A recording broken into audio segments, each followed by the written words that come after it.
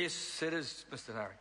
And it's the New Zealand First opportunity, and the member should actually call, otherwise he does not get called and loses it. Mr. Speaker, I apologise. I was looking at the speaking order and being... No, the member must call first. Mr. Speaker.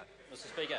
I call the Honourable Member Richard Prosser. Thank you, Mr. Speaker. I'm pleased to rise on behalf of New Zealand First to speak on this, the second reading of the Military Manoeuvres Act Repeal Bill.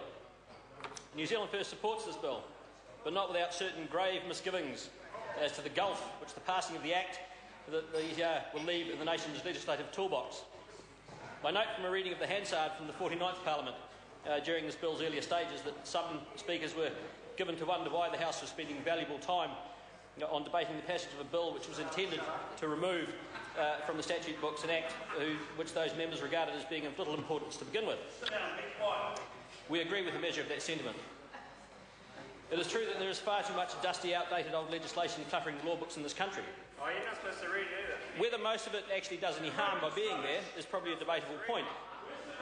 Unless and until, of course, it comes up against modern-day situations where the realities of life have changed in the decades, generations, or even centuries which may have passed since many old laws were created. I'm reminded of some of the arcane statutes recently removed from the laws of England, from where I've just returned having represented this fine house at the Commonwealth Parliamentary Association seminar on parliamentary practice and procedure at Westminster. One such provision in the English legal code made it lawful up until the very... Order. I'm sorry to interrupt that, Yonder Member. Can I just say to members on my right that members should not make references to the reading of speeches. It's entirely a matter for the Speaker to judge. I call the Honourable Member... Thank you, Mr. Speaker. Point of order. Point of order, the Honourable Tohanari.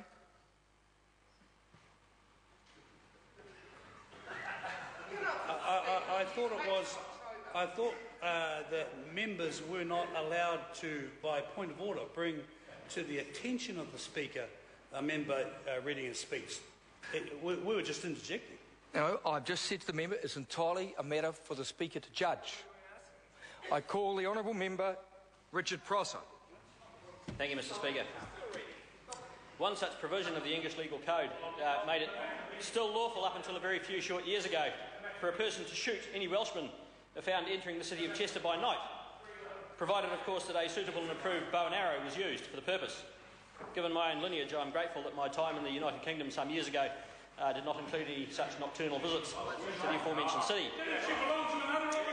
The Military Manoeuvres Act 1915 was enacted in order to allow the Governor-General to declare by proclamation that certain lands would be available to the military for the purposes of manoeuvring during the First World War. Such proclamations were required to be published in the Gazette, as well as in suitable local newspapers, and would allow the military to prohibit or restrict traffic, to pull down fences or put them up, to erect or divert watercourses, or do anything else which the Governor-General considered in his wisdom to be necessary or expedient as far as the requirements of the military and their manoeuvring was concerned. The investigations of the Parliamentary Library on my behalf today have revealed that the most recent date on which such a proclamation under the Act was made was on February the 11th, 1943, relating to a defined area bordering the Manawatu River. The description of the schedule of land concerned ends, in the issue of the Gazette, with the splendid and appropriate salutation, "God Save the King." The Library have been unable to ascertain precisely why the proclamation was made, and in all likeliness it is probable that the King was never directly aware of its intended purpose either. With the inevitable passing of this bill, Mr. Speaker, and the demise of the Act to which it relates, it is an unavoidable consequence that his heirs and successors will never discover that reason either. Perhaps the reasoning of those darker days conceals secrets which are best consigned to history along with the Act itself. We have some concern, sir, however, that the passing of this bill may leave the government without access to a ready solution should circumstances arise in which the nation is required to make swift provision for the necessities of military manoeuvring.